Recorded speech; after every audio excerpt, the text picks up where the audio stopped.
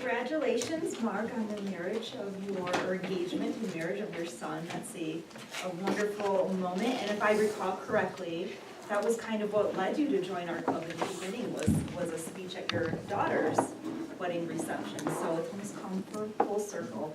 And I have to say, I did connect with your speech on a lot of levels, because growing up in Michigan, all the neighbors were flying the Michigan flags growing up in Monroe, Michigan, and my stepdad, every weekend, his Ohio State flag's out there on the front porch, so definitely connected there. So I think some of the main things that I'm prompted here is how well did the speaker indicate the occasion or person being honored. I think you did that really well right off the gate. You introduced Erica's mom and dad.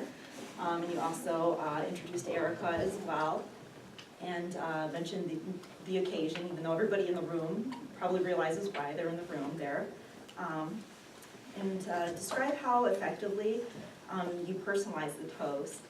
I think you personalized it really well. You were able to draw from a really, it's kind of a funny irony with the Michigan State and the Ohio folks in the room, and you're able to really emphasize that and bring that in to personalize it.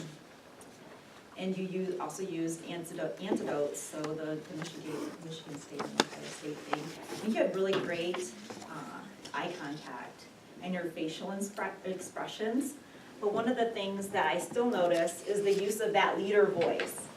And I don't know, and I couldn't hear a lot of inflection. And I don't know, like, I wonder, like, if you're going through, I wonder if it's a thing like you're going through a list. Like, it seems like you're checking off your list of what you're going to say, and you're focusing more on, like, on getting checked off the list. And then if maybe you had a chance to, like, rehearse a few more times, and just, it's especially it's a very emotional and personal event, so maybe you can just get away from the list and just get out there and use your real voice that I hear you interacting with us in when we're just talking to you. So was the toast appropriate for the occasion? Yes, it was very funny and light. And then there was one thing, it asks me here if you could have it done a little bit differently.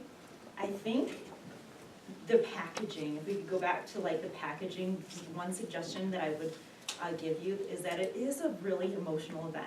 And there was a lot of emphasis on the funny part, and maybe a de-emphasis on maybe that personal emotional connection. So some of your like language choices, like, you know, I got to brainwash Ryan into liking Ohio State. Maybe you could instead give a personal like story, like of the day you took him to his first Ohio State game. You saw the lights in his eyes, and then maybe you saw him coming out of the room in his Michigan State apparel, and those same lights in his eyes, you know. And he was, instead of saying, he used a word, betray the loyalty of the father. Maybe choose a different word, like Ryan was smitten, and, you know, focusing on those lovey-dovey things, you know.